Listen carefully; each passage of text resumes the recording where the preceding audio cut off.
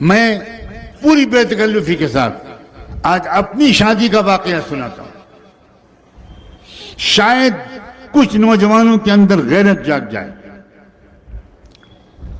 میرا رشتہ جس خاندان میں طے ہونے لگا، اعلیٰ درجے کا دیندار خاندان، یو پی کے تبلیغی جماعت کے امیر کی بیٹی حضرت شاہ عبد القادر رائے پوری رحمۃ اللہ علیہ کے خاص الخاص تربیت یافتہ کی بیٹی، اس کے باوجود میں نے ایک خط لکھا اس لڑکی کے نام جس کے ساتھ میری شادی ہونے والی تھی، اور اپنی بڑی بہن کو وہ خط لکھ کر دیا اور کہا کہ آپ اس کو پڑھ لیجئے اور ان صاحبزادی تک اس کو پہنچا دیجئے۔ میں نے اس خط میں سلام مسنون کے بعد یہ لکھا کہ میری 3 شادیاں ہو چکی ہیں، اگر چوتھی بیوی بننے کے لیے آپ تیار ہوں تو میں اس رشتے کو منظور کروں گا، اور آپ کے والدین بھی اسی صورت میں اس رشتے کو منظور کریں۔ میری 3 شادیاں ہو چکی ہیں۔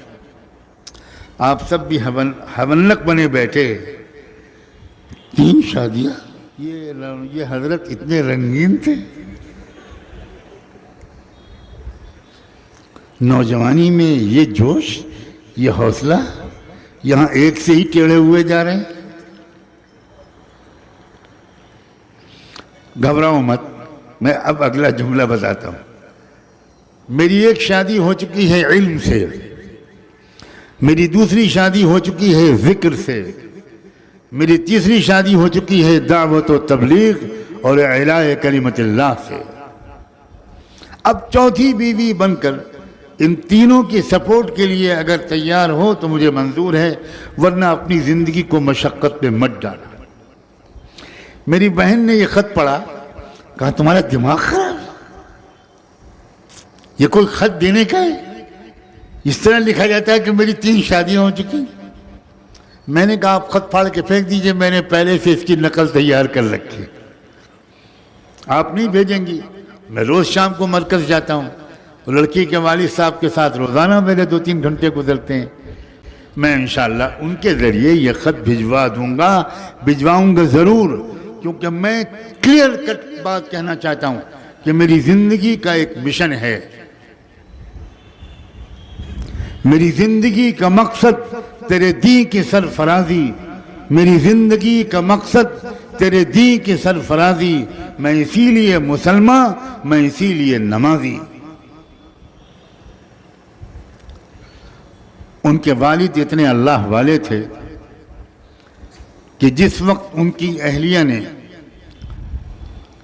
وہ خط ان کے ہاتھ میں دیا اور ان کے والد نے وہ خط پڑھا تو سجدہ شکر میں گر گئے۔ بہت رونے والے انسان تھے، بہت رونے والے انسان۔ مجھے بتایا گیا کہ 10-12 منٹ تک سجدے میں پڑے روتے رہے، شکر ادا کیا اور بلا تکلف اپنی بیٹی کو میرا وہ خط پکڑا دیا کہ مولانا سجاد میاں کا یہ خط تمہارے نام آیا ہے، تم اکیلے میں اس کو پڑھ لو۔ بیچاری بری طرح شرما گئی ہوگی، خط پڑھا تو میں کیا بتاؤں، میں کیسے اللہ کا شکر ادا کروں۔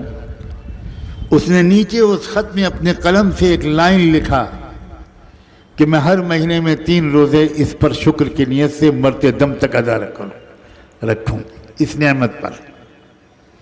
میں کب سے اس طرح کی دعائیں چپکے مانگ رہی تھی۔